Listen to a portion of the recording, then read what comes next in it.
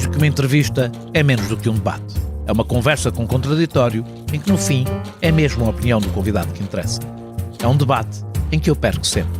O Perguntar Não Ofende é um podcast assinado por mim, Daniel Oliveira, o que não faz chorar. Quase sempre sobre política, às vezes sobre coisas realmente interessantes. Pode subscrever e seguir o Perguntar Não Ofende em Apple Podcasts, Spotify ou qualquer plataforma de podcasts que utilize no seu telemóvel ou computador. Também pode ouvi-lo sempre em expresso.pt/podcasts.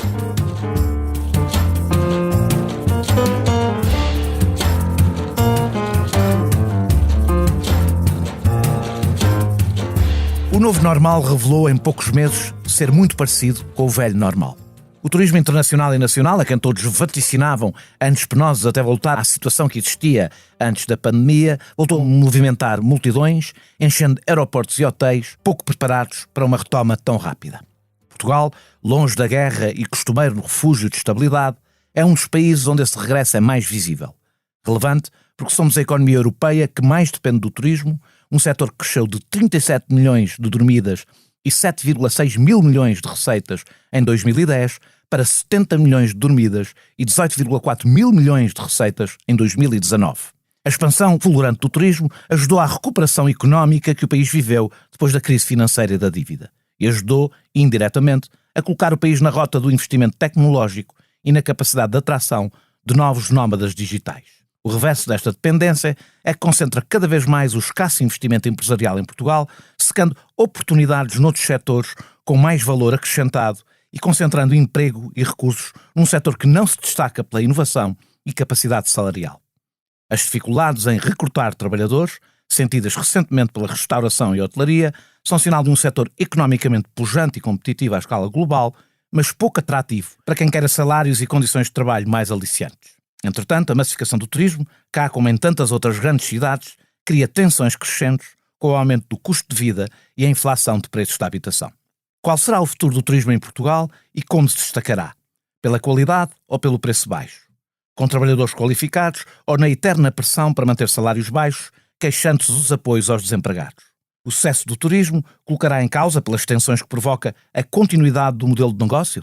Como se adaptará à transição energética e climática, desde o consumo de água nos campos de golfe à interminável saga do aeroporto de Lisboa? Estes são alguns dos temas de conversa na próxima hora. Comigo, esta semana, mesmo antes de entrarmos em férias, tenho José Teutónio, CEO do maior grupo hoteleiro português, o Pestana, com uma faturação de cerca de 350 milhões de euros em 2019 e uma cota num mercado português bastante fragmentado de 4,9%. José Teutónio é natural de Beja, fez o ensino superior na Universidade Católica, onde deu aulas até à viagem do século. Administrador de várias empresas, foi adjunto do Secretário de Estado das Finanças e chefe do gabinete do Secretário de Estado do Turismo durante os governos de Cavaco Silva.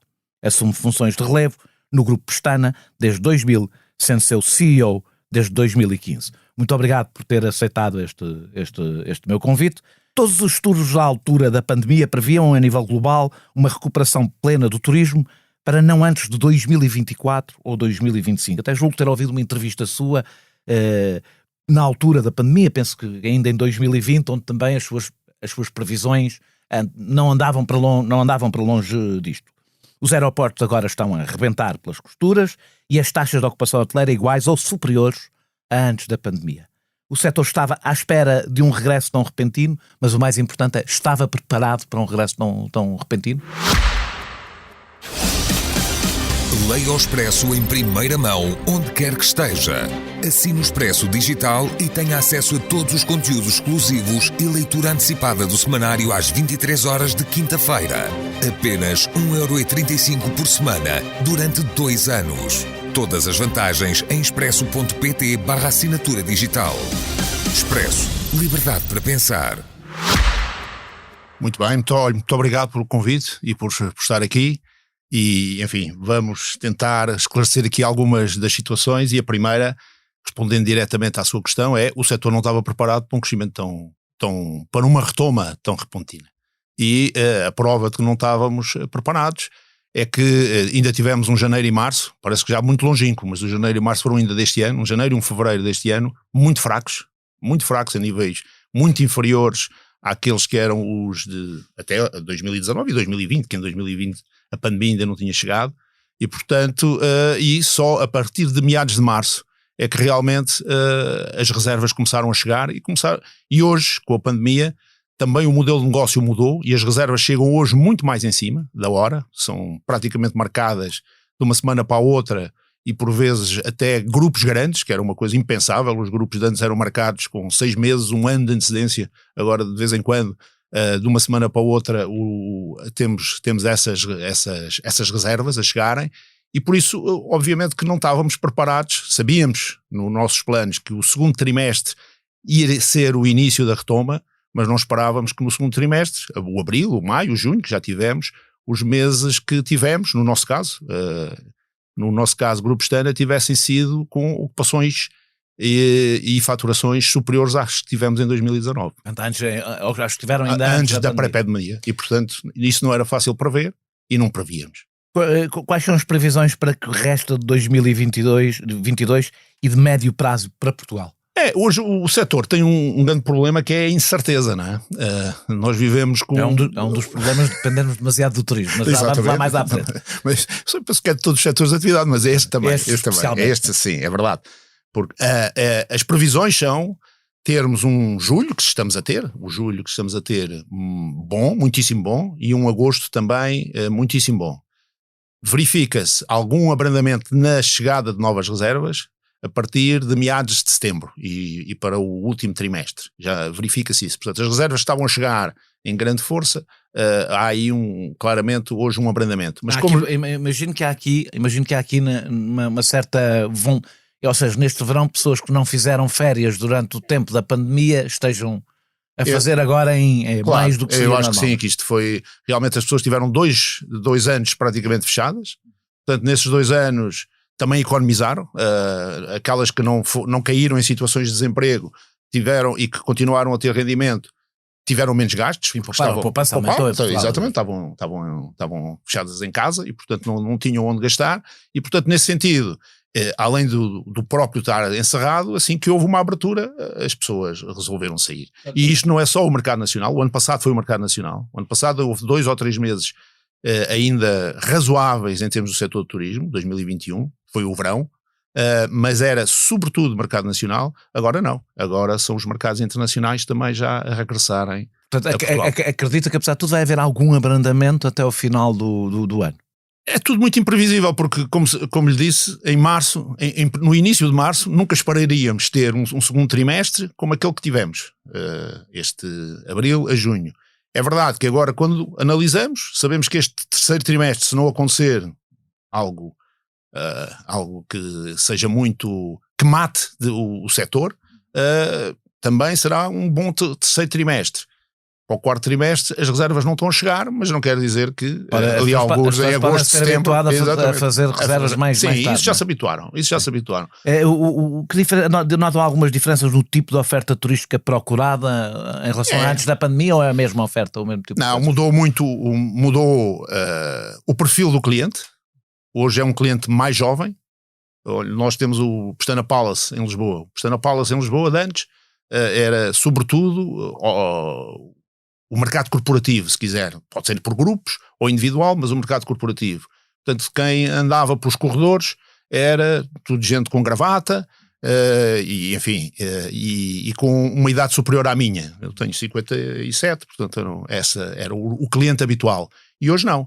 Hoje são grupos bem mais pequenos, já não são grupos grandes, são grupos mais pequenos, gente jovem, gente que anda muitas vezes totalmente vestida informalmente, que alguns deles estão a trabalhar ali, vê-se que estão a trabalhar, porque assim que há uma mesa, põe o seu laptop ou o seu iPad e vê-se que estão aí a trabalhar, que consomem durante o dia, portanto não têm aquelas horas rigorosas do almoço, do jantar, etc. E têm outro tipo de exigências e necessitam de outro tipo de serviços. E, portanto, as unidades hoteleiras tiveram que se adaptar a este tipo de novo mercado. Agora, quem está a crescer mais, claramente, não é ainda as cidades. Quem está a crescer mais é as zonas de resort. As zonas de resort, portanto, no nosso caso, Madeira e Algarve, é que estão realmente a ter os anos recorde. Desse ponto de vista, os destinos turísticos mais tradicionais e mais antigos, não é? Sim, e aqueles que oferecem o mar e oferecem o ar puro e a praia, e também alguns passeios na Madeira. Sem querer parecer insensível, não quero, mas a trágica guerra da Ucrânia acabou por beneficiar Portugal como destino turístico? Eu uma vez respondi a isso a dizer que não queria acreditar que nós estamos a beneficiar por causa de uma guerra e por causa daquela guerra que cá está aqui na Europa. Que é importante dizer, o facto de nós dizermos que as pessoas estamos a beneficiar não quer dizer que estamos contentes com a guerra. Exatamente, mas pronto, mas é isso. E isso até foi entendido como uma crítica ao Presidente da República, porque e, obviamente não é isso que eu queria fazer, mas o que Mas aqui é livre de criticar. Exatamente, mas não era isso, mas o que acontece é verdade. Em termos dos destinos turísticos de sol e praia, há dois grandes blocos, se quisermos. Há um bloco que é onde Portugal está, que é Espanha-Portugal, portanto, Espanha, eles chamam o Mediterrâneo Ocidental, se quiser. Mas e aí também não nos medimos com Tunísia, Marrocos, não, etc. O Marrocos pode estar aqui no nosso lado também, Marrocos pode estar no nosso lado, e até põem no Mediterrâneo Ocidental, imagino, mas isto é a linguagem do setor, Canárias e Madeira, que para o Mediterrâneo estão um bocadinho longe. Mas pronto, mas este é um dos lados. E depois, o grande concorrente a este bloco, se quisermos, é então Turquia, Egito, Tunísia, que é mais o Mediterrâneo Oriental, se quiser. A Turquia é o país que tem tantas camas como Espanha, portanto é aquele que compete ali com Espanha. Logicamente, quando há problemas do lado de lá, o lado de cá sobe, em termos de procura, como também quando há paz no mundo e há pacificação, o lado de lá é que sobe, porque o lado de lá é muito mais barato. O lado de lá é muito mais barato, mas é muito mais barato, não é? Portanto, porque eles não estão no euro, portanto podem desvalorizar as moedas e, portanto, em termos de preço final para o turista, é muito mais barato. E, portanto, aí há maior procura para aquele lado do que este. Obviamente que uma guerra, estando mais perto, ou muito perto da Turquia, afetará com certeza. A Turquia não está parada, não está encerrada, mas não está com os níveis de procura que tinha pré-pandemia e, portanto, é natural que esteja mais deste lado a beneficiar os países que estamos aqui perto de Portugal, Espanha, e mesmo até a Grécia está também a subir. Talvez não seja a pessoa certa para eu fazer esta pergunta, mas como empresário ligado ao turismo, acha saudável 15% da riqueza de um país depender deste setor, que é sempre volátil, como nós sabemos, com grandes externalizações nas cidades, no ambiente, etc., e que nunca é o principal setor em países muito desenvolvidos. Ou seja, eu não conheço nenhum país muito desenvolvido em que o turismo seja o primeiro setor. Não sei, a Espanha é capaz. É o primeiro setor? A Espanha é o maior setor e pesa mais. O turismo em Espanha pesa mais do que pesa em Portugal. Pois, mas eu se calhar também não acho a economia de Espanha. Mas França também, é? Mas não é o primeiro setor, de certeza, em França. Não, pode não ser o primeiro setor, mas pesa mais que a minha questão não é, ou seja, a minha questão é, nós temos uma dependência em relação ao turismo. Isso não é economicamente saudável. Olhando do lado do turismo, porque é que o turismo é importante em Portugal? É este o primeiro passo. Depois, o turismo é importante porque o turismo passou a ser para os consumidores europeus e também norte-americanos e outros países que estão em desenvolvimento ou em vias de desenvolvimento, para uma parte importante das populações, passou a ser um produto de grande consumo, quer dizer, já não é um produto de luxo. O turismo ser luxo foi uma coisa de há 20, 30 anos. Aí sim, só quem tinha muito dinheiro é que podia viajar. Hoje o turismo democratizou-se e entrou na vida das pessoas. Nós não prescindimos, uma parte importante da população não prescinde de não fazer turismo. Portanto, é um mercado que se foi democratizado, se quiser, massificado. Existe um mercado grande. Depois segmentou-se, porque é tão grande, segmentou-se e tem muitos segmentos. Mas aconteceu isso. O que é que temos em Portugal? Portugal temos um clima ótimo, temos um território que, sendo pequeno, é muito diversificado e, portanto, pode abranger diferentes segmentos do turismo, o sol e praia, mas também a parte da natureza, os passeios, tem as ilhas, tem a gastronomia, tem o vinho, portanto é um país agradável. É um país que está perto dos mercados emissores europeus, não está muito mais longe, há outros mais perto, mas não está a 2 horas e meia, portanto está razoável, e é a porta de entrada para os mercados emissores intercontinentais, os Estados Unidos ou o Brasil, que são importantes. Portanto, e depois temos um povo que sabe acolher, gosta de acolher, portanto sabe receber, e um povo que fez uma evolução grande, uma evolução que começou na Madeira, mas depois evoluiu também aqui no continente em vários destinos, em que se profissionalizou. temos um conjunto... A Madeira foi o início, não o foi? O início é, claro, era claramente a região onde havia mais profissionais qualificados. Muito mais do que o Algarve, apesar do turismo ter explodido no Algarve, mas o Algarve soube fazer esse caminho e hoje também tem. E, portanto, temos uma população, ou um conjunto de profissionais... Disso já vamos falar. E um conjunto de profissionais que recebe de uma forma profissional, que é isto que o turismo hoje, o turista quer hoje receber. O turismo, em muitos destinos, e nomeadamente alguns asiáticos, o tipo de serviço que é prestado é um serviço quase serviçal, é uma coisa, enfim, e isso o turista de hoje não é isso que quer. O que quer ter é profissionais que saibam prestar um serviço de qualidade, mas que um para um, e portanto é isso que Portugal consegue ter. E portanto, nesse sentido, combinando estas três questões, nós temos um setor que é muito grande, temos uma vantagem comparativa em relação aos nossos concorrentes, e é por isso que o turismo cresceu. O turismo cresceu porque nós temos uma vantagem comparativa, uma parte natural, outra parte que soubemos construir, e que somos melhores do que os outros destinos e os outros concorrentes. E, portanto, o mercado procura-nos. Qual é o problema disto para Portugal? Eu acho que isto não tem problema para Portugal. O problema para Portugal é não ter outros setores de atividade. Mas, como sabe, isto não é... Ou seja, como eu disse, aliás, na introdução, o facto do turismo ter este peso significa que nós temos pouco capital, como sabem, em Portugal não há muito... quer dizer que o capital se dirige para aí, o investimento se dirige para aí, quando se poderia algum dele investir para... Ou acha que não são o mesmo tipo de investidores? Não acho, até porque muito tipo de investimento que está a ser feito é investimento exterior. Muito do turismo, quer dizer, o grupo externo é o maior, mas tem, como disse e bem, 4,9% de taxa. Portanto, isto é muito fragmentado. É mais fragmentado do que noutros países, imagina. Muito mais fragmentado. Nós, para chegarmos, por exemplo, há alguma razão para isso, já agora? Portugal sempre foi um país com pouco investimento e com pouco capital, e para investir em turismo é preciso muito capital inicial, porque o capital inicial que é necessário... Portanto, muito do investimento é de PMEs, não é? Portanto, era muito, turismo, exatamente, não é de grupos. Por exemplo, em Espanha, para se chegar a 50% do mercado, precisa de 20 empresas. Em Portugal, para chegar a 50% do mercado, precisa de 1000. Porque se a maior tem 4,9, a segunda maior, Vila Galé, tem 2,7 ou 2,8. A terceira já eram os antigos Tivoli, que hoje já são NH ou Minor, portanto já são um investimento internacional. A quarta é a Accor, que também já é internacional, mas tudo com cotas de mercado de 2%, 1%. Estamos a falar exclusivamente da hotelaria, não é? Hotelaria. Portanto, o alojamento local não entra nestas contas, imagino. O alojamento local não é, começa a haver algumas organizações que não, algumas organizações. Agora, isto é um pleonasmo, parece isso, mas começaram a organizar o alojamento local e, portanto, começam a gerir um conjunto de casas. Não é o caso importantes. do Grupo Pestana, se bem percebi. Não entrou no alojamento local. Não, o alojamento local... Nem pretendem entrar. Não pretendemos. Já temos tanta coisa para nos preocupar. A massificação do turismo tem causado tensões, como eu disse na introdução. Do preço da habitação à descaracterização das cidades. Não é uma coisa exclusivamente portuguesa. Em Lisboa, o número de visitantes tem estado constrangido pela capacidade do aeroporto, com 31 milhões de passageiros em 2019.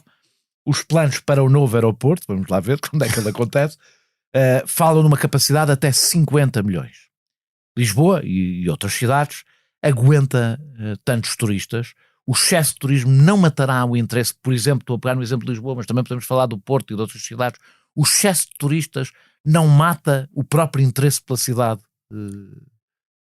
É um caso em que o excesso de procura pode criar problemas no interesse do próprio produto. Não é? Enfim, pelo que se tem visto no mercado, não está a matar. Antes, pelo contrário, está a haver maior procura até das cidades. E já não estamos a falar agora dos resorts, mas Lisboa e Porto. O Porto claramente explodiu. O Porto, aqui há 7, 8 anos, era muito pouco, representava muito pouco no setor do turismo e realmente...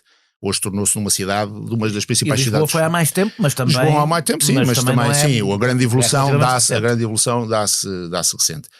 Ora, se nós compararmos com aquilo que são os turistas recebidos por outras grandes cidades europeias, nós estamos muito abaixo. O que nós temos é cidades que onde há um grande nível de concentração. E por isso, aqui em Lisboa, um grande nível de concentração naquilo que são os bairros históricos, e depois há ali nos Jerónimos e em Belém, e depois também, aliás é bom ver, a Cisco é que tem essa informação, porque é as pessoas que estão a aceder ao Wi-Fi. E depois há outros 2 polos, mas muito isolados. É o Big Brother. Exatamente. Um que é o aquário, o Aquário na Expo, Vasco da Gama, o Aquário Vasco da Gama na Expo, e o outro que é o Jardim Zoológico, curiosamente, ali em Sete Rios. Portanto, é estes dois polos, Jerónimos, e depois, então sim, o centro da cidade muito concentrado.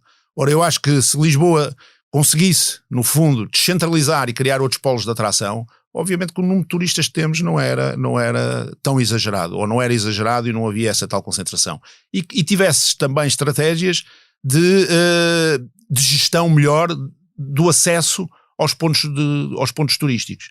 Porque há cidades que já fazem marcação de visitas, marcação prévia. Seja, marcação prévia. Não se percebe muito porque é que as pessoas marcam os hotéis, marcam as viagens e depois não sabem, vão a Barcelona e não sabem se vão conseguir ver a Sagrada Família porque as filas podem ser 2 horas. Ou então aqui têm 3 horas ali ao sol para poder entrar nos Jerónimos. Eu já ouvi um especialista americano a dizer que ainda por cima é o olhar totalmente mercantilista, não é o meu, mas eu compreendo que seja o dos empresários, que ainda por cima estão 3 horas sem estar a consumir, portanto. Não é só por estar a consumir, mas não é uma experiência agradável, não é? E se nós queremos que haja turistas e que os turistas repitam e que haja turistas que dá valor àquilo que é o seu tempo e dá valor também à qualidade do turismo, ora obrigá-lo a estar, já esteve no aeroporto 3 horas para poder entrar em Portugal, a seguir vai ficar outras 3 horas. Portanto, acho que a solução é esta, ou pelo menos eu sei, uma das soluções, não há a solução. A Itália até tem as 2 soluções, ou seja, pode estar na fila, mas existe uma marcação que dá acesso a uma fila mais rápida. A Itália era um bom exemplo.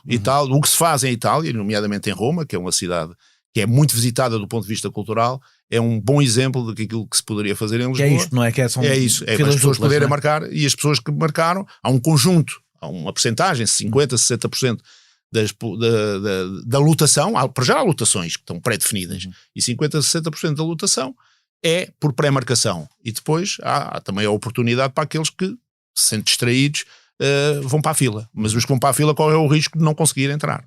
Seja como for, há aqui outra questão, que é, ninguém vai a uma cidade para ver turistas, não é? Quem não se importa, mas imagino que é uma coisa que de facto há um limite de procura a partir do qual degrada a própria qualidade da oferta. Mas por isso mesmo os pontos de interesse turístico, como em muitas partes do mundo, deviam ter as tais lotações, as tais capacidades máximas, definidas. O que ajudaria, por hora, provavelmente ajudaria a distribuir a procura da cidade mais pelo ano. Exato, mais pelo ano e também mais pelos espaços que a cidade tem.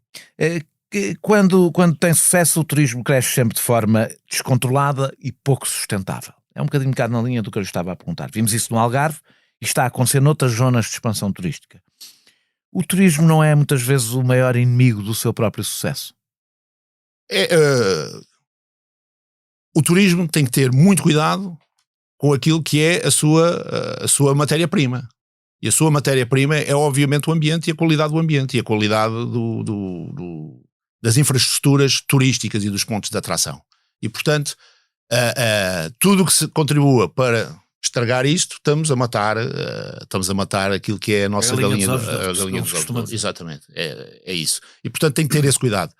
Eu tenho a sensação que em Portugal ainda se contam muitas cabeças e pouco dinheiro, ou seja, quando percebe o que é que eu estou a querer dizer, ou seja, conta-se o número de turistas que nos visitaram, quando o ideal seria termos poucos turistas que deixam mais dinheiro, não é? O turismo mudou muito, hein? O turismo mudou muito em termos do modelo de negócio nos últimos anos, porque o turismo era muito intermediado, através dos grandes tour operadores que dominavam o mercado e, portanto, as pessoas viajavam em package. Hoje, 3 coisas que apareceram no mercado e mudaram isto. Primeiro, o acesso à internet, que fez com que as pessoas tivessem a possibilidade de conhecer os destinos sem terem que ir a especialistas de viagem. A segunda, o aparecimento das companhias low cost, as chamadas low cost, se quisermos, as Ryanairs e as EasyJets da vida, que trouxeram o transporte aéreo para o preço que só se conseguia com o charter. E, portanto, eu vou partir do princípio que essa vantagem é uma vantagem... Eu não estou a dizer que isso é vantagem ou desvantagem. Vantagem ou desvantagem não mas é temporária, ou seja, não é sustentável continuar... eu penso que é ao contrário. É isso. Quer dizer, no momento pelo menos em que os políticos começarem a perceber que o planeta tem mesmo que ser protegido, não vai ser possível continuar a pagar 80 euros ou 70 euros. Sim, mas aí aumentam todas. Aí aumentam todas também as charters. E portanto elas serão sempre competitivas. O preço pode subir, mas elas serão sempre competitivas. Mas foi o aparecimento das próprias low cost e depois foi a nova geração de consumidores. A nova geração de consumidores prefere muito mais viajar de uma forma livre e portanto poder marcar o seu voo, poder marcar os pontos que quer ver, mesmo que venha uma semana mudar de hotel e mudar de cidade e não vir como de antes se viajava, a preços acessíveis, tirando o tal turismo de luxo que vinha então nas companhias de bandeira e pagava 2 ou 3 vezes mais, o turismo que vinha em package turístico tinha o formato, era formatado e portanto não ainda muitas pessoas gostam disso porque depois têm o acesso a ter assistência, se tiverem um problema têm a quem recorrer, etc. Mas o turista de hoje, ou o consumidor de hoje, o novo consumidor de hoje, prefere a sua liberdade e poder escolher a questão é que se é sustentável, ou seja, se esta massificação é sustentável. Chama massificação ou democratização? Eu, como lhe disse, é bem diferente. Quer dizer, não, na realidade estamos a falar da mesma coisa, sim, usamos um termo mais simpático ou menos simpático. Exatamente, a mim convém falar no mais simpático. Eu percebo, do ponto de vista de quem, como eu, defendo que as pessoas devem ter o máximo de acesso a viajar e conhecer o mundo, é a democratização. Do ponto de vista dos efeitos que tem nas cidades, podemos falar de massificação. Mas a tal massificação poderia ser evitada. Mas são as mesmas. Os que têm as vantagens do turismo massificado também têm as desvantagens do turismo massificado. Claro. Mas aí sim, eu acho que deveria haver as tais capacidades de carga estarem definidas e com isso conseguirmos, no fundo, não é o número de turistas que é demasiado, mas sim a sua concentração em alguns pontos. Que contribuição deu o alojamento local para esta massificação ou democratização, chame-lhe o que quiser? E a minha pergunta é essa concorrência que o alojamento local fez aos hoteleiros, e fez, não é? Se ela foi positiva ou negativa?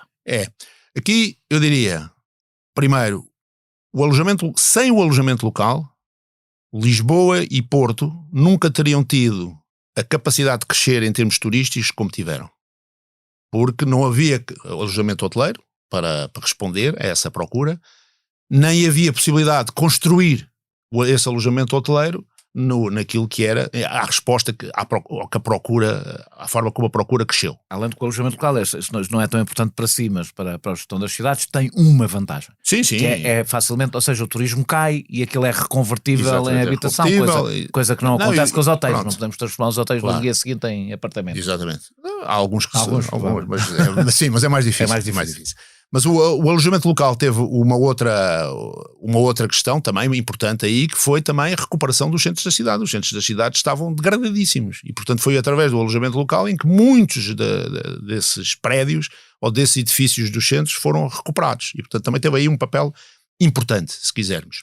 Em termos agora de hoteleiros, agora estou a falar já... Antes de acrescentar hoteleiros, eu digo a parte negativa, que é a pressão que tiveram nos preços da habitação. Sim, tiveram pressão, brutal, preços da habitação e afastaram algumas das populações que viviam no centro, mas alguns dos centros já eram inabitados. A Baixa era inabitada. Mas como lhes digo, por acaso a Baixa não era muito verdade, porque a Baixa estava a recuperar a habitação quando apareceu o alojamento local. Pronto, estava numa fase de recuperação. Houve uma altura que trabalhei na Baixa e quando saí às 7 da tarde já estava tudo fechado. Mas antes de explodir o alojamento local, isso já não era verdade na Baixa. Já tinha habitação, não tinha muita, mas já tinha alguma habitação. Pronto.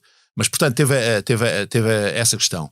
Em termos hoteleiros, o alojamento local, portanto, se teve um importante que foi, conseguiu acomodar a procura e, portanto, nesse sentido, fez subir as cidades. E se nós queremos ter destinos que sejam cosmopolitas, temos que ter os diferentes tipos de alojamento e, portanto, nesse sentido, teve aí um aspecto positivo. É verdade que fazia concorrência e fazia uma concorrência que essencialmente limitava no preço, na subida de preço. Quando havia momentos de grande procura, as pessoas preferem ir para um hotel porque têm serviço. Tirando algumas famílias que preferem alojamento local porque gostam de estar na sua família e são famílias grandes, têm 2, 3 filhos e, portanto, ir para um hotel fica num preço... Sim, sai mais barato o alojamento local. E não é tão cómodo porque ali podem cozinhar, podem fazer, enfim, alguma parte das suas refeições. Portanto, o alojamento local tinha essa... Mas o turista tipo prefere, se quisermos, a parte hoteleira àquilo que é o alojamento local. E nós temos os sistemas de revenue, um bocadinho como as companhias aéreas, e nesses sistemas de revenue, quando as procuras passavam aos 80%, nós o que fazemos é subir o preço. Portanto, os últimos quartos são vendidos a preços bem mais altos. O alojamento local, como funcionava como um tampão, porque o alojamento local tinha ali aquele preço que estava no mercado, e portanto, a partir de determinada altura, quando a diferença entre o hotel e o alojamento local é muito grande, as pessoas preferem então o alojamento local porque não estão disponíveis para pagar mais. E portanto, nesse sentido, limitou a subida de preços na hotelaria das cidades, nomeadamente em Lisboa e Porto. Então vamos falar um bocadinho de uma polémica que tem estado revolta, existiu numa campanha pela boca, não foi pela mão, pela boca do antigo líder do PSD, Rui Rio, e regressou este verão de novo, mas desta vez parte dos operadores hoteleiros. Ainda não vamos à polémica propriamente dita, comecemos pelos factos, não é?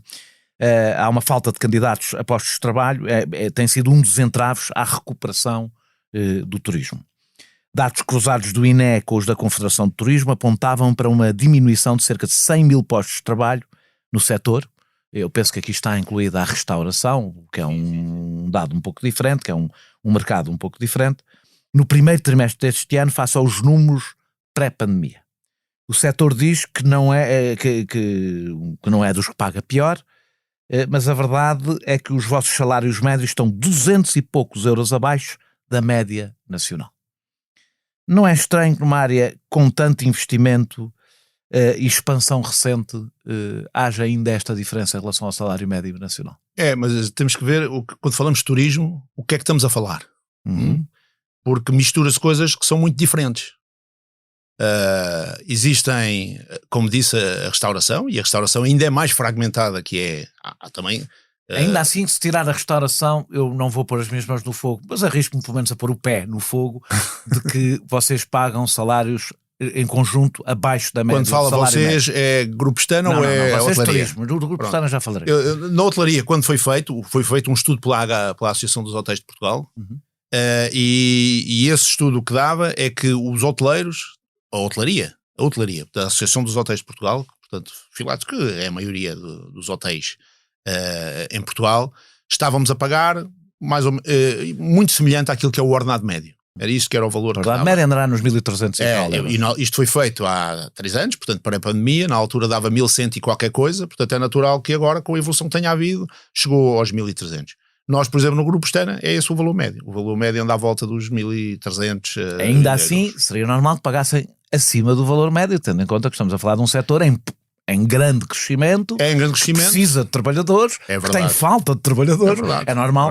É normal. É verdade, e é natural. Eu não sei se acredita no mercado, mas imagino que acredita. E, portanto, o mercado parece que vos exige que vocês paguem mais. Não se esqueça de uma coisa, é verdade tudo isso, mas vimos 2 anos em que estivemos completamente parados. E por isso, e onde assegurámos os postos de trabalho que havia, sem praticamente nenhuma atividade. Vamos à parte que vocês asseguraram, não foram só vocês que asseguraram. O Estado também assegurou. E isso é importante para o debate que vamos ter um bocadinho à frente. Há 2 áreas da hotelaria. Mas, portanto, o crescimento, como lhe disse, o crescimento sobe, e é natural que suba, porque, enfim, dizendo-lhe, o Grupo Stana também, uma das coisas que faz é, quando tem resultados, distribuir resultados. É rara, houve 2 anos em que sim, que só se ganhou 14 ordenados, porque foram os anos da pandemia, mas em todos os outros anos, sempre que houve resultados, havia uma distribuição, e portanto as pessoas ganham uma média entre 15 a 16 ordenados por ano. E portanto, nesse sentido, o ordenado médio, se for visto, se quiser, o que está garantido à partida, não será o valor que depois é o final a que chegamos, que é assim acima. E é natural que venha a subir. Se os anos que forem bons, continuaremos com essa política. As 2 áreas onde a hotelaria se queixa da dificuldade em contratar, que é cozinha e mesa, não sei se é o vosso caso, mas pelo menos é o que eu tenho visto dos hoteleiros, são onde se notam mais presença de horários repartidos, com horários piores, mais difíceis para as pessoas. Mesmo que paguem um pouco melhor, as condições de trabalho e disponibilidade também são mais exigentes.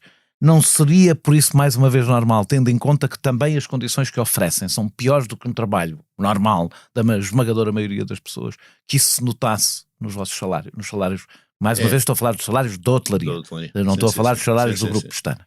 Mas Eu, segundo sei, o Grupo Stana paga um pouco acima dos outros, mas sobretudo por via de pagamentos extra, não tanto do salário base. Não, o salário base, mais no salário base. Nós temos uma remuneração mínima. Que é 750, não é? É neste momento 750, mas quando... Veja lá as coisas que eu sei.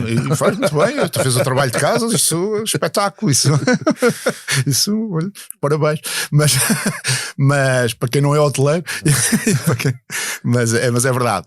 Mas dos 2 que disse, é verdade que isto são fenómenos também que existem, que é hoje a cozinha, que era um grande problema em 2018 e 2019, está praticamente ultrapassado. porque nessas alturas a cozinha entrou um bocadinho, os chefes entraram um bocadinho naquilo que era a moda, e o ensino profissional formou bastante gente em termos nessas áreas. Também, segundo sei do que falo com pessoas dessa área específica, há muitos aí para o estrangeiro, exatamente porque as condições em Portugal não são muito simpáticas. Não, e as pessoas competem connosco e muito bem, e esta nova geração é uma geração que gosta de ter experiências diferentes, não gosta de estar sempre na mesma empresa, e então na cozinha gostam de ter experiências diferentes, em países diferentes, com chefes diferentes. E ganhar bem. Mas olha, eu estava no outro dia... Eu não vou largar. Não, sim, faz bem não largar, mas no outro dia, no melhor restaurante do mundo, que era em Copenhagen, alguém me disse que passou por lá, portanto alguém que passou por lá, hoje é chefe e já está formado, mas que esteve lá 6 meses a trabalhar sem ganhar nada, só para ter a experiência de poder dizer que tinha passado por aquele restaurante. Portanto, não é em Portugal só que se paga mal, ou que existem essas circunstâncias. E portanto, mas estava-lhe a dizer, chefes ou cozinha, o assunto está mais ou menos a evoluir, e portanto tem evoluído positivamente. Na mesa e bar, sim, há aí a dificuldade, porque muitas pessoas saíram do setor. Agora, essa dificuldade é muito maior na restauração do que é, por exemplo, em alguma hotelaria, e nomeadamente no nosso caso, mas essa remuneração também tem que ser vista, porque, como sabe, na restauração existe muita gorjeta, e portanto o salário que vai para a Segurança Social e que é o que entra nas estatísticas, não é o salário real das pessoas. Eu não estou, ouviu seguramente vários colegas seus o que têm dito e o que têm e as queixas que têm feito, e eu fui ver uma noite no Pestana CR7, em Lisboa, chega a ser 100 euros mais cara do que Pestana Berlim. Estou a comparar com o grupo Pestana. Bem sei que, imagino que, sendo ambos de 4 estrelas, tenham características e qualidades distintas e não sejam exatamente, então se não têm, são muito semelhantes. Serão cerca de 100 euros. São hotéis chicos, portanto são cerca de 100 euros mais caros em Lisboa. Viu em agosto? Sim, tenho ideia que foi em agosto. Julho e agosto. Mas o custo de horário de trabalho na Alemanha é o dobro do que é em Portugal. Ou seja, os preços médios da hotelaria nacional, eu peguei no grupo Pestana porque era consigo que estava a falar, porque viesse outro hoteleiro, pegaria noutro exemplo qualquer. Os preços médios da hotelaria nacional têm padrões europeus. Poderá dizer que em agosto a diferença será maior, noutras alturas será menor, mas podemos dizer, até porque eu fiz outras comparações que posso pegar aqui no Reino Unido, em Londres, em Paris, etc, e podemos dizer, regra geral, que os nossos preços são europeus, mais euro ou menos euro, são preços que estão no padrão europeu. E, no entanto, os nossos salários não têm comparação, são bastante mais baixos. Isto não é nacional, apesar de tudo, que se cobramos preços europeus, o nosso custo de vida não é mais alto, portanto, os outros custos intermédios não serão seguramente muito mais altos do que são na Alemanha ou do que são em França, que os nossos empresários de turismo podiam pagar mais aos seus trabalhadores. Muito bem. Comparação de preços. Portanto, a comparação de preços varia muito. Em termos médios, o que conta é o ano, não é? E por isso não é em termos de mês. E por isso é verdade que os hotéis são muito parecidos, mas o preço médio do Pestana CR7 aqui em Lisboa é inferior ao preço médio do Berlim comparado no ano inteiro. A minha pergunta é muito inferior. Não, ou seja, são 20 a 30%. Olha, eu vou dar outros exemplos. O preço médio de um hotel de 4 estrelas no Porto é de 108 euros. Agora estou a falar de preço médio. É de 108 euros. No ano, sim. Ligeiramente acima de Madrid e Barcelona. Muito superior ao de Berlim e de Edimburgo, 95 e 90 correspondentemente. Em Londres o preço é de 121 euros, portanto 10% acima de Lisboa e 20% acima do Porto. Ou seja, e quando comparamos os salários destes países, mesmo que me diga há diferenças maiores, nunca corresponde às diferenças brutais do preço hora por salário nestes países, que são o dobro, às vezes o triplo. Muito bem. Esses números... Eu fui buscá-los ao ranking. Pronto, sim, há aqueles estatísticos que fazem, mas por exemplo, o nosso 4 estrelas é muito diferente do 4 estrelas de lá, não é? O 4 estrelas, se for um 4 estrelas aí em alguns países da Europa... Nós podemos não nos prender, aos preços. Podemos dizer, tem uma hotelaria... Portugal não tem, o preço da hotelaria em Portugal não é metade nem um terço Não é metade do que é nestes países, como é a diferença de salários. É entre 70% a 80% daquilo que é as grandes cidades, se quisermos. É à volta disso. Isso é o... Ora, porque é que os salários em Portugal também não crescem mais? E se vir as estatísticas, nós vemos isso. A fiscalidade sobre os salários, que é como é construída a fiscalidade em Portugal, é sobretudo sobre... Até hoje só estou a comparar salários brutos, eu sei. portanto que inclui a fiscalidade. Está bem, mas o salário bruto em Portugal depois tem 23,75 em cima para aquilo que é o custo da empresa. Portanto, para o custo da empresa, para uma empresa, o custo total, até 1.000 euros até 1.000 euros, eu tenho essas contas, posso depois mostrar-lhes, mas até 1.000 euros por salário mensal, que custa 1.000 euros de salário mental, custa a uma empresa cerca de 17.800, quase 18.000 euros de custo anual. Custo anual. E o trabalhador fica com à volta de 11.900 é à volta disso que fica. Está a incluir aí a Segurança Social, não está? Sim. Segurança Social não são impostos, portanto, não pode pôr aí impostos que não são impostos. É salário, não, também não, mas é salário. É custo para a empresa. É salário para o trabalhador, a não ser que se comprometa a pagar-lhe as pensões, a reforma. Não, mas já lhe pagamos, por exemplo, o seguro de saúde, nós pagamos o seguro de saúde, portanto, não paga, parte...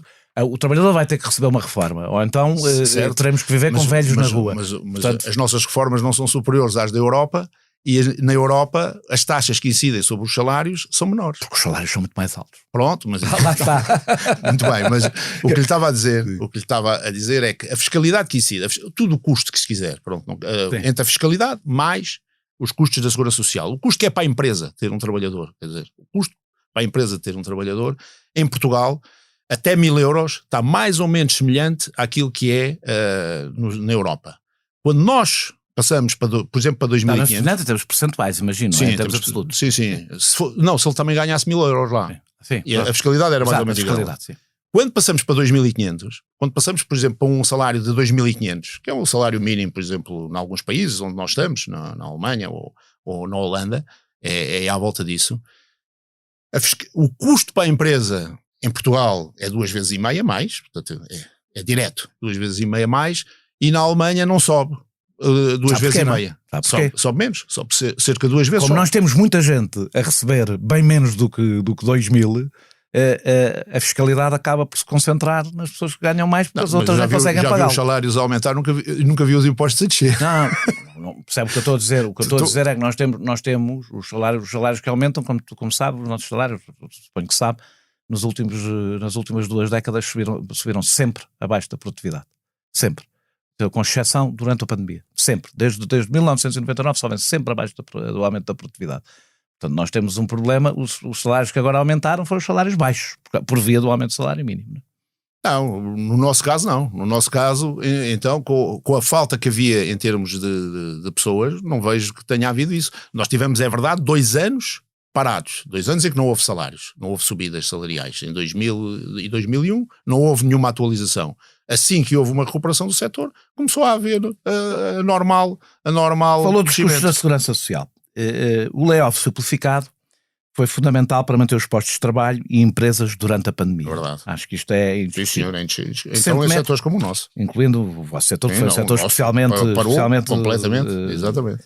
Recentemente, vários responsáveis do turismo do Algarve, incluindo Pedro Lopes, administrador do Grupo Pestana, associaram a recusa de trabalho a algumas pessoas com a existência de apoios sociais. Disseram que não é justo estarmos a pagar subsídios de desemprego quando há milhares de posições a serem oferecidas no setor. Eu não vou entrar em pormenor sobre isso, mas quero só... A minha questão é aqui a contradição. Não é estranho que depois de se manterem a funcionar com o dinheiro da Segurança Social transferido pelo Estado, se queixem dos apoios que a mesma Segurança Social atribui a quem, já agora, descontou para os receber. Ou seja, não é um pouco estranho, e aí as declarações não são suas, mas são de várias pessoas do turismo, que o setor que um dos setores que mais dinheiro recebeu da Segurança Social para se manter à tona, depois, quando recupera, se queixa que os trabalhadores recebem apoios da Segurança Social. Muito bem, então, sobre isso, sobre o que recebemos. Em 2020, a nossa massa salarial foram 65 milhões de euros. Está a falar do Grupo Pestana ou do Grupo Pestana? 65 milhões de euros. O incentivo que recebemos para manter os postos de trabalho foram 9.000. Portanto, Portanto, foram 15%. Portanto, pensar que as empresas só se aguentaram, é verdade que deu uma boa ajuda, 15% é melhor do que nada. Mas pensar que as empresas só se mantiveram pelos apoios que houve, não cola aqui. Ainda por cima, porque nós no Grupo Stena fizemos outra coisa, que é, mesmo no simplificado, no layoff simplificado, as pessoas perdiam uma parte do rendimento. Perdiam um terço do rendimento. E o que nós fizemos foi pagar o subsídio de Natal, em abril. Portanto, o Natal é quando o homem quiser. Portanto, no nosso caso foi em abril. Para quê? Para as pessoas receberem 3/3 e, portanto, os 3 meses que íamos estar no layoff simplificado, as pessoas não tinham nenhuma perda de rendimento. E depois iríamos ver como é que evoluía em relação ao futuro.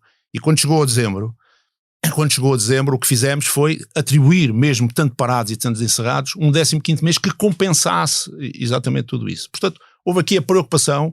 Ninguém no Grupo Stena com um salário inferior a 3.500 euros, os superiores a 3.500, onde eu estou, perdemos algum rendimento. Inferior a 3.500, ninguém perdeu nenhum rendimento durante o ano 2020 e o ano 2021.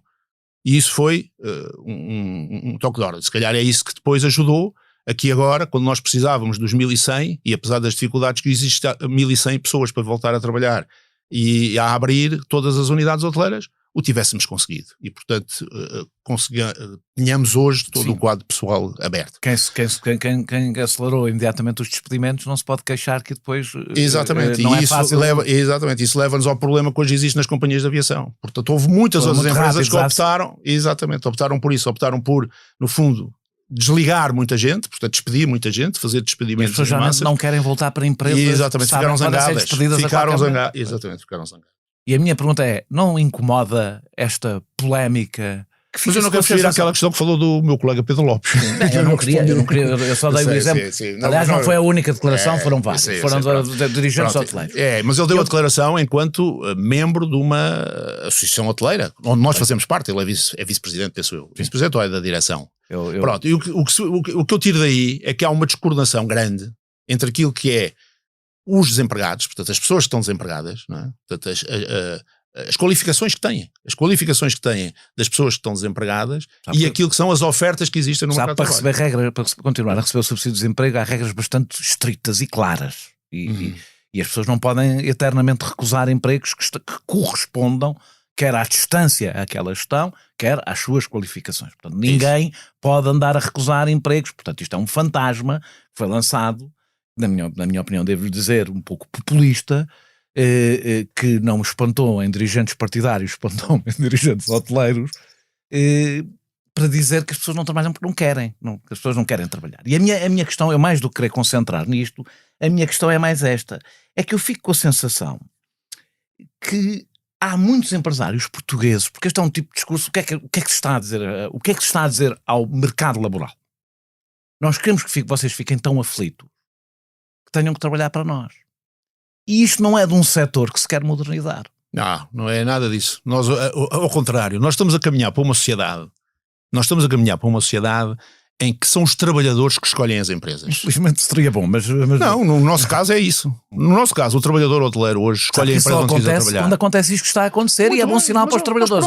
Ótimo. Quando os empregadores, em vez de terem poderem escolher entre muita gente, são os trabalhadores que começam a escolher. Exatamente. Antes eram os empregadores que escolhiam, não é? Sim. Nós tínhamos uma posição em aberto, apareciam 5 ou 6 concorrentes. Isso não é bom para a modernização do turismo, ou seja, o próprio serem os trabalhadores a escolherem não acabará por ser bom para a modernização do turismo. É porque as empresas têm que ter uma melhor oferta, têm que ter a sua oferta de trabalho, a sua oferta do posto de trabalho, aquilo que oferecem às pessoas tem que estar melhor especificado. Portanto, é por isso que existem os benefícios, é por isso que, por exemplo, nós temos um programa que é de mobilidade, por isso que oferecemos um programa de formação que as pessoas que sabem quando entram, se o quiserem fazer, podem-no fazer. Então, e, portanto, dentro dessas ofertas... Revê-se nas queixas, que agora não vou pessoalizar, sim. Não é esse não é o meu objetivo, revê-se no discurso que se instalou no setor hoteleiro que o problema da falta de pessoal é excesso de apoios. Porque é isso que eu tenho ouvido, é excesso de apoios do Estado aos trabalhadores. Não há excesso, o excesso de apoios não é. Pode não ser o excesso de apoios. Agora, o que pode haver, e atenção, o Instituto de Emprego e Formação Profissional tem feito um esforço grande junto, de empresas como a nossa, quando nós estivemos a contratar, de identificar as pessoas que estavam nos diferentes centros de emprego, que tinham as qualificações e serem chamadas, terem entrevistas e eles próprios estarem presentes. Não eram ativos, mas eles próprios estarem presentes. Pronto. O que se verificou aí é que as pessoas põem muitas barreiras. Uma é porque tem o filho, portanto depois tem que ter o horário fixo, não pode ter o horário por turnos. Porque é uma barreira compreensível. É uma barreira, mas quem trabalha em hotelaria é o mesmo que eu não querer trabalhar durante o verão, que é quando tenho os turistas. Mas percebe portanto, uma pessoa... As pessoas têm limitações, não é? Eu sei, mas o profissional de saúde, e quem vai para o profissional de saúde já sabe que vai ter que fazer urgências, vai ter que fazer 24 horas. E se calhar levaria o setor, pelo menos nas empresas maiores, a repensar a forma também como se organiza. Houve um tempo, não estou a falar do turismo, onde as creches nas empresas era uma coisa habitual. Houve um tempo, por exemplo, que o aeroporto tinha uma creche. Ou seja, que as próprias empresas se calhar têm que se começar a adaptar. É o que nós temos em alguns dos casos. Nos casos em que temos... trabalhos sazonais em que temos muitas crianças. Olha, em São Tomé patrocinamos uma creche, só nós, em que 50% é para os filhos dos nossos trabalhadores e os outros 50% é para a população. Quem é entregue ao Ministério da Educação de São Tomé, portanto não somos nós que fazemos a gestão pedagógica, mas suportamos todos os custos. E temos isso também, por exemplo, agora para Troia, tivemos que fazer olha, foi a Caritas em Setúbal, para poder as pessoas que vão, as trabalhadoras que vão trabalhar a Troia, poderem deixar os filhos em Setúbal e à guarda. Sabe que eu estava a insistir muito nesta questão, porque um bocadinho um comentário que fiz há pouco, que eu tenho às vezes a sensação que os empresários acreditam muito no mercado, a não ser quando chega ao mercado de trabalho. Ou seja, e acreditam no mercado de trabalho quando o mercado lhes é favorável, mas quando lhes é desfavorável... Não, acreditamos também no mercado de trabalho, e acho que no mercado de trabalho, o mercado de trabalho... Sabe que eu defendo um mercado, como deve imaginar, um mercado de trabalho bastante regulado. É a minha posição. Mas se no mercado de trabalho se tornasse um pouco mais flexível na área da hotelaria, eu tenho a certeza que conseguiríamos ter melhores empregos e melhores condições também, melhor equilíbrio, se quiser, até na vida das próprias pessoas. Não digo só na hotelaria, a experiência diz-nos nas últimas décadas, o mercado é brutalmente mais flexível do que era no passado. Foi. E o resultado que a gente vê é que as condições de trabalho não melhoraram, e as condições em geral em Portugal não melhoraram, e na realidade o que hoje temos é uma brutal precariedade também no seu setor. No seu setor há a precariedade, ou seja, quando falamos da rigidez do mercado de trabalho, está a falar de uma coisa teórica, porque grande parte dos trabalhadores, mas pronto, mas isso aí mais uma vez são precários, não têm qualquer rigidez. Mais uma vez, isso sabe que para haver o poder cumprir com todas as normas e com toda a rigidez que a própria legislação, chama-lhe flexibilidade, mas eu acho que é a rigidez que existe, as empresas precisam de um mínimo de escala e de um mínimo de dimensão, porque só isso é que lhes permite a organização. Ou seja, eu percebo, um restaurante tenha almoço e jantar e que só trabalham 3 pessoas, se vai cumprir a legislação e não faz os horários partidos, como é que vai conseguir sobreviver? E portanto... Agora, se for uma cadeia que já tem várias unidades e que pode depois organizar de forma diferente, já consegue fazer esse tipo de organização. Portanto, muito do que falta a este setor em Portugal, é o ganho de escala e o ganho de dimensão, porque isso é que permitiria estruturar melhor as empresas, e não só no mercado de trabalho, mas também naquilo que é a preparação para aquilo que é o novo modelo de negócio, que é um modelo... A empresa hoje turística é uma empresa digital, se quiser, é uma empresa de tecnologia, porque 60% dos nossos clientes chegam-nos via tecnológica. É assim que nos chegam, portanto... Até joguei que fosse mais. Não, é 60%. Depois temos mais 20% dos grupos. Numa entrevista à Antena 1, ainda a falar de segurança social, depois mudamos de assunto, numa entrevista à Antena 1 declarou que a contribuição das empresas para a segurança social penaliza quem mais emprega e que é preciso pensar em novas formas de financiar as reformas. Eu percebo, principalmente quando temos setores com grandes margens de lucro que criam muito pouco trabalho, como por exemplo o setor financeiro ou alguns setores tecnológicos. Mas falou de usar os impostos para isso. Desviar a contribuição das empresas, que são salário, eu vou insistir. Descontos para a segurança social, ao contrário dos fiscais, por isso é que eu acho que não devem ser postos no mesmo, são salário do trabalhador. Correspondem ao salário do trabalhador, que será pago mais tarde, quando ele estiver reformado.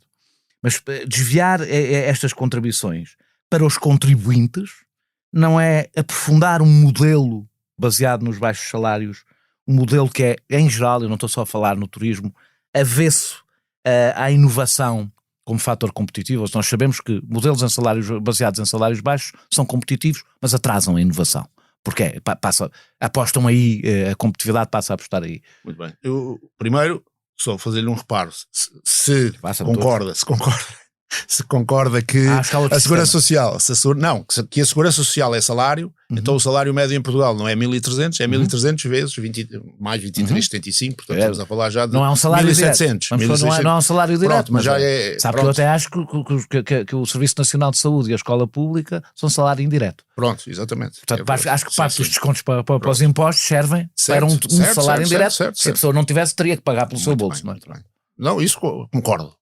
Aí não discordo. Mas, portanto, se concordamos nisso, que aquilo é salário, e eu também acho que é salário, porque é custo para a empresa, portanto, estamos a falar de salários médios à volta de 1.700 euros. Mas aí também tem que multiplicar nos outros países. Não, mas o que eu estava, quando eu fiz essa afirmação, se nós olharmos para aquilo que é o nosso orçamento de Estado, e, portanto, a arrecadação de impostos que existe em Portugal, o grande imposto é o IVA, não é? Mas a seguir é o IRS. Ou seja, nós temos e então se pusermos a Segurança Social no meio disto, IRS mais Segurança Social, são a grande contribuição para o Estado.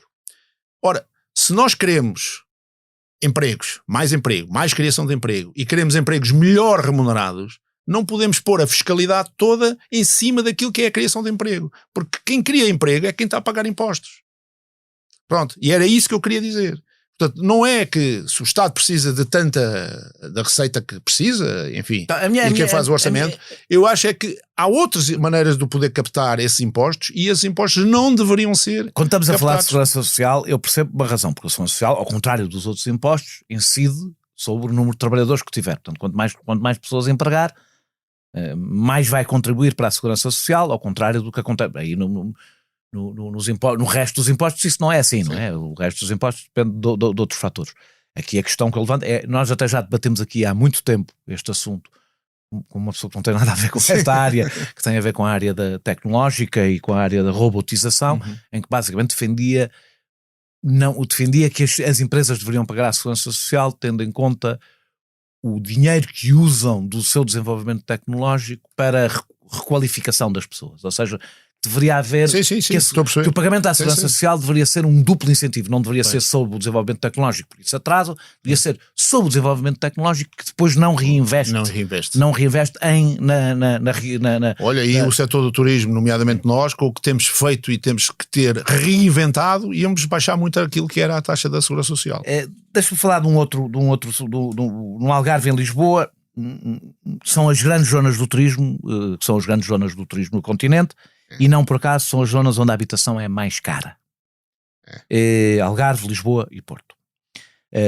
A Madeira está fora daqui porque é uma realidade bastante diferente. A dificuldade em atrair trabalhadores também passa muito por aí, ou seja, porque os trabalhadores não têm só que fazer contas a quanto vão receber, têm que fazer contas ao custo para viverem ali. Ora, basta ver os preços. Eu vi em alguns concelhos do Algarve, os preços nos concelhos mais turísticos do Algarve estão iguais aos de Lisboa. E, portanto, pagar, se alguém receber, por exemplo, 900 euros no Grupo Pestana para trabalhar no Algarve, não consegue pagar uma casa. Por isso mesmo é que... E aí eu vou àquilo que vocês têm proposto. Na hotelaria tem-se falado na construção de casas a preços acessíveis para acomodar trabalhadores. Mas fala-se de terrenos cedidos pelo Estado ou pelas autarquias. Defendem terrenos públicos para os trabalhadores de um setor específico, percebi mal, não é exatamente assim a proposta. Como é que vocês pretendem, com o Estado, resolver o problema que não há um problema exclusivo da hotelaria, está a acontecer o mesmo na educação, está a acontecer o mesmo na polícia, em vários setores. Como é que vocês pretendem? No Algarve é sempre. E no Algarve, em Lisboa e no Porto, é um problema neste momento, por exemplo, conseguir professores em Lisboa, que nunca foi uma dificuldade, passou a ser por causa do preço das casas. Como é que vocês pretendem resolver este problema? Muito bem. Que propostas é que têm? Duas formas. Como é que se pode resolver em macro? Como é que nós resolvemos? É as duas coisas, exatamente. Em macro, eu acho que quando se planeia e quando se percebe que vai haver ali um destino turístico, por exemplo, olha, o caso concreto que se fala agora é na Península de Troia, enfim, a Comporta e, portanto, o que está a aparecer. Se não é planeado também a possibilidade de haver o crescimento da população, porque vai haver ali oportunidades de emprego e oportunidades boas de emprego. Se não há o planeado também que nas vilas e nas aldeias que existem, possa haver ali pessoas a trabalhar e pessoas que possam ir para lá viver, porque depois vão ter com certeza condições para melhorar a sua vida e porque vão ter empregos, etc. Portanto, estamos a criar aqui um problema que é um problema grande. Portanto, todo o desenvolvimento turístico devia ser acompanhado também, ou devia estar com o planeamento urbanístico a nível concelhio ou a nível até regional. Pronto. E, portanto, isso até para concelhos que estão semi-desertificados e concelhos que estão com dificuldade em manter população, era aqui uma boa oportunidade. Se isso é feito, enfim, hoje há tanto dinheiro no PRR para fazer novas habitações e as câmaras têm acesso a isso. A questão que eu pus, o Estado não pode construir bairros que são apenas sim. para um setor, não é? Claro, não, é desenvolver as aldeias, para haver oportunidades e depois as pessoas poderem escolher, obviamente, não, portanto, é numa política de desenvolvimento regional, integrada, sabendo que há um setor de atividade que vai criar postos de trabalho, e vai criar postos de trabalho onde as pessoas vão poder, no fundo, escolher mais uma vez a empresa que querem e o empregador que querem. Como é que nós resolvemos? O que nós resolvemos é, em termos dos nossos hotéis, nomeadamente aqueles em que temos atividade sazonal, nós temos, portanto, alojamento para as pessoas. No próprio hotel? Sim, na maior parte dos casos no próprio hotel, temos quartos no hotel, noutras vezes desativamos parte do hotel para pôr aí os trabalhadores e sabemos que hoje, sem dar isso, não conseguimos ter as pessoas. Chegará um momento em que terão que ter creche. já temos em alguns sítios. E temos protocolos com as creches. O que nós fazemos não é criar a nossa creche, mas é fazer protocolos com creches que estão, ou com centros de dia para crianças,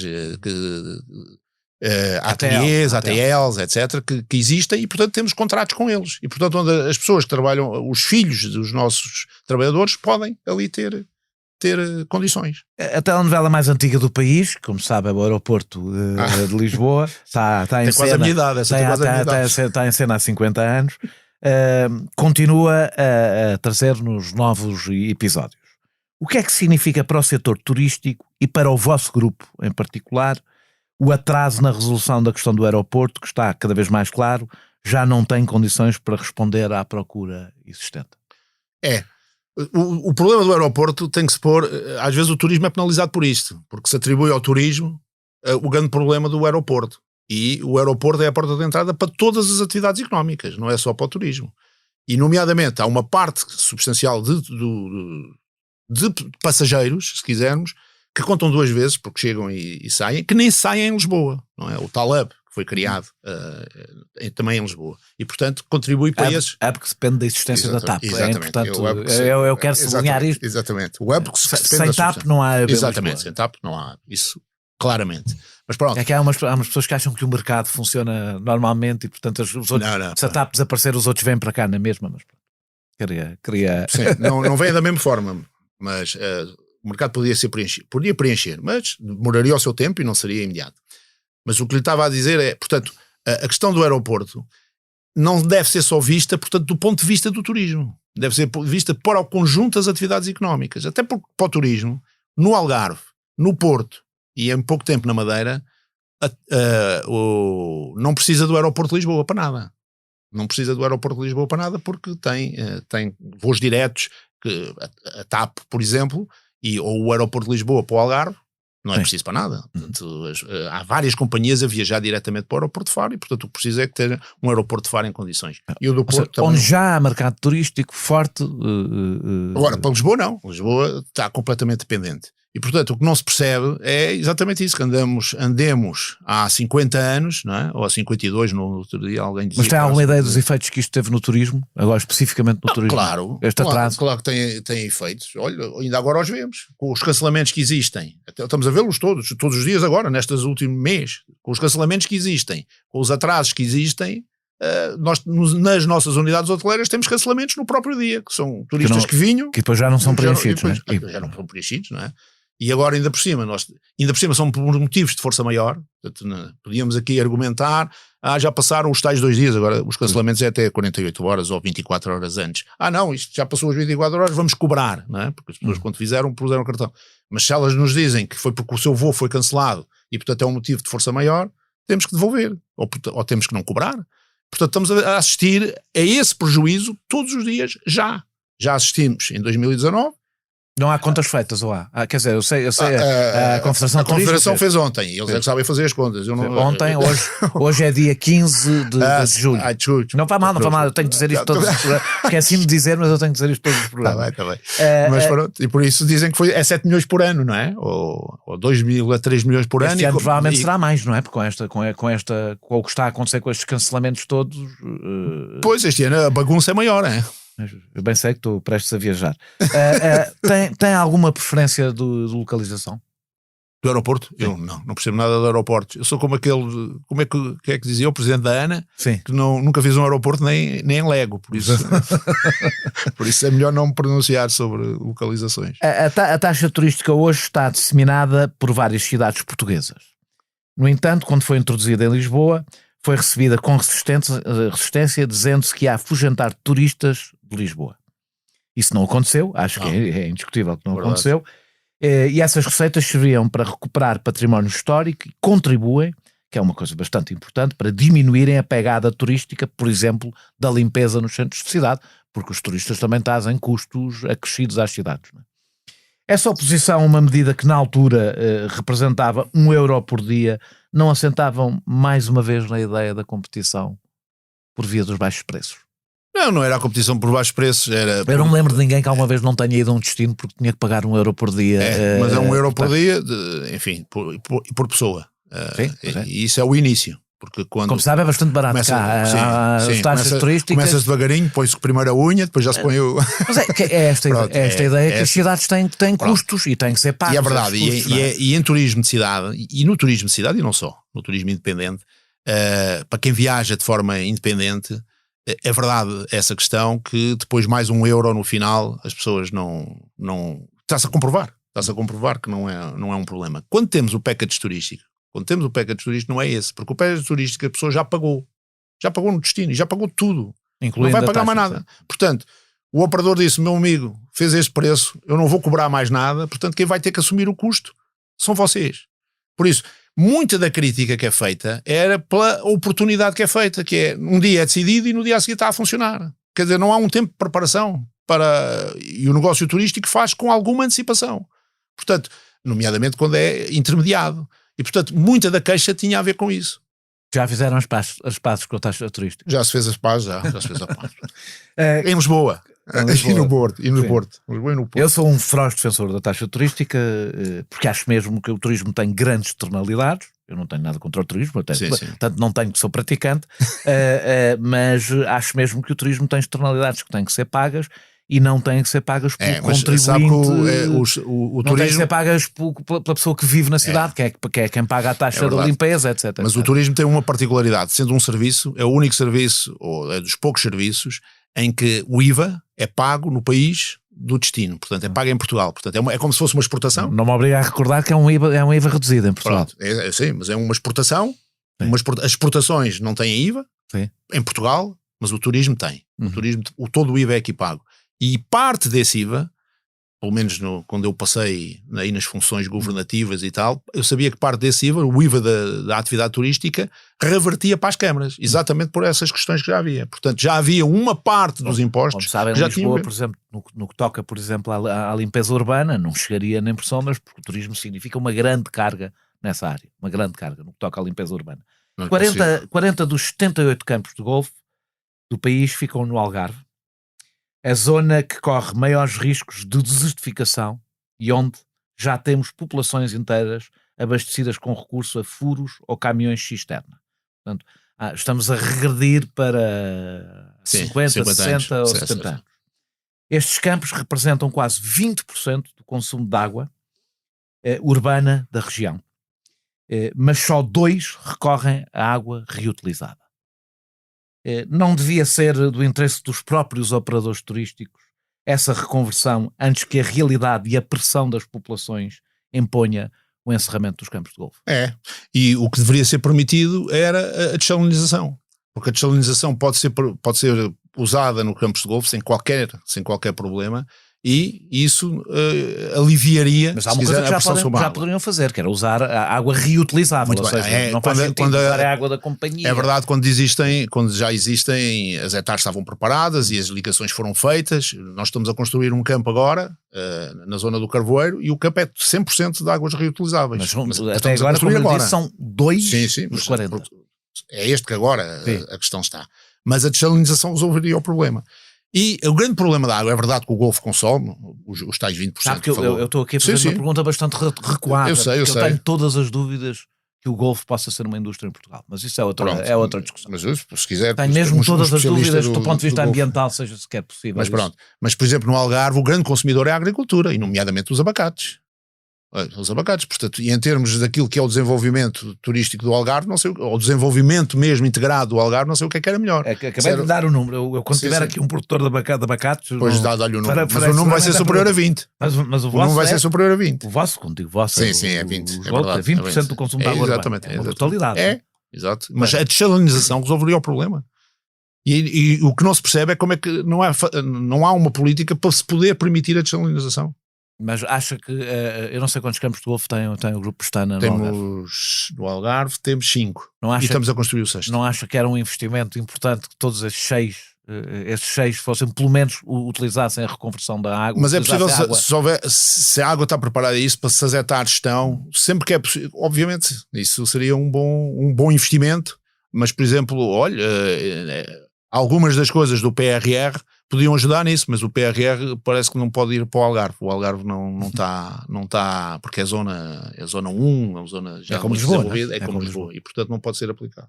Desde 2013 o Grupo Pestana passou a gerir as pousadas de Portugal. Está certo a data? Está certo, 2003, setembro de 2003, 1 de setembro. Apesar do Estado estar em maioria na empresa, ou seja, na propriedade das...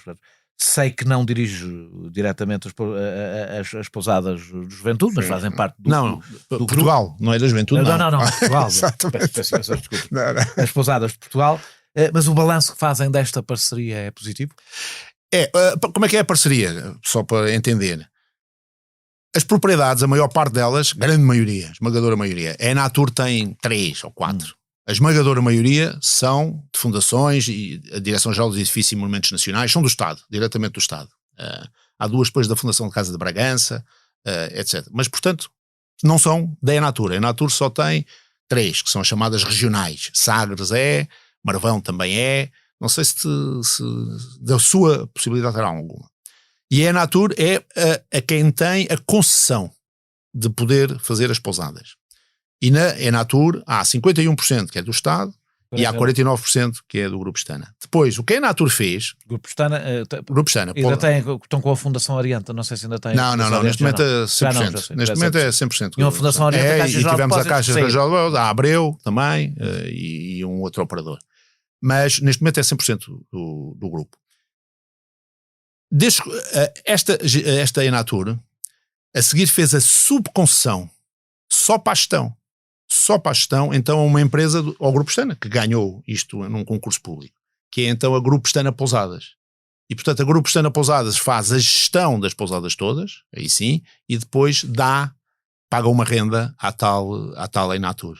Portanto paga uma renda, se quiser, 51% ao Estado, 49% exatamente. Mas foi assim que foi feito o contrato, porque a Enatur era uma empresa que na altura estava em grandes dificuldades, portanto estava a entrar na insolvência. Não só porque tinha uma exploração negativa, como tinha uma dívida muito grande, porque das pousadas que tinha construído, 75% tinha sido com dinheiro europeu, 25% tinha que ser de dinheiro próprio. E com esses 25% depois tinha sido à banca e não conseguia financiar-se. E é por isso que esta é a solução. E a Enatur perdia... Uma das razões porque o Estado... Este é um outro debate, perde dinheiro, é porque as regras absurdas dos déficits fazem com que o Estado não possa fazer o que qualquer empresa faz, que há um momento em que tem que fazer investimento e há um momento em que o dinheiro volta. Na altura, aqui é como dizer uma empresa tem que ter sempre... Não, mas a Enatur sabe que gozava ainda não havia estas regras, né? Em 2013 ainda não havia estas regras tão apertadas. A Enatur era uma empresa que podia... É verdade, tinha um acionista que era o acionista Estado, e portanto se o acionista não quisesse pôr dinheiro, tinha que... Foi assim que a CP se endividou, foi com o Estado a não pôr dinheiro. Pronto, exatamente. Portanto, regressando, a parceria, portanto, fazer um balanço positivo. A parceria até foi um negócio, tem sido acho que tem sido virtuoso, porque no fundo passámos de uma exploração que era negativa para uma exploração que hoje é positiva. A Enatur, a gestão das pousadas, também ela se modernizou.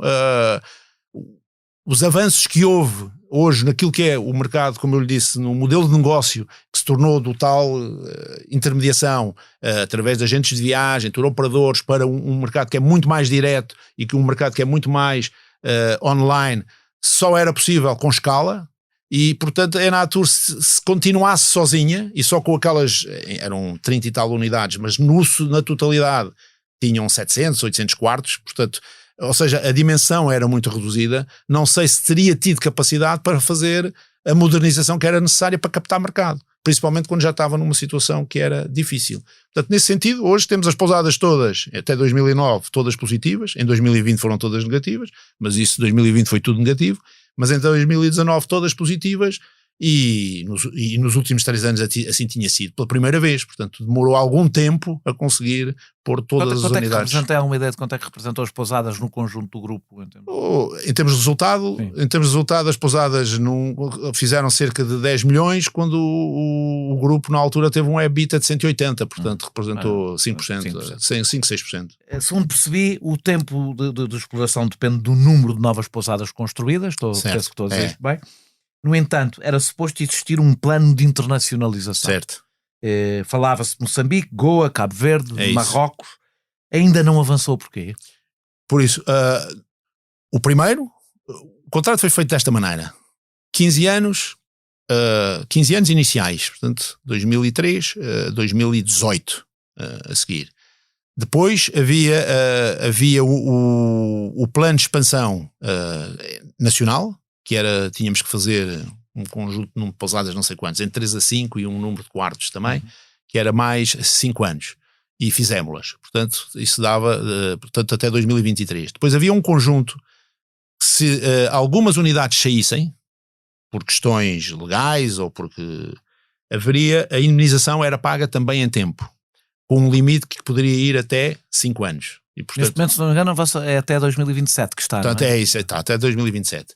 E temos uma possibilidade que é, se tiver o plano de expansão internacional, também fazer mais 5 anos. Fazer 5 anos, se tivermos o plano de expansão internacional. O que nós, em determinada altura, temos, e tínhamos preparado, tínhamos uma pousada no Brasil, temos as pousadas aprovadas, as pousadas internacionais estão aprovadas para poder fazer as 5.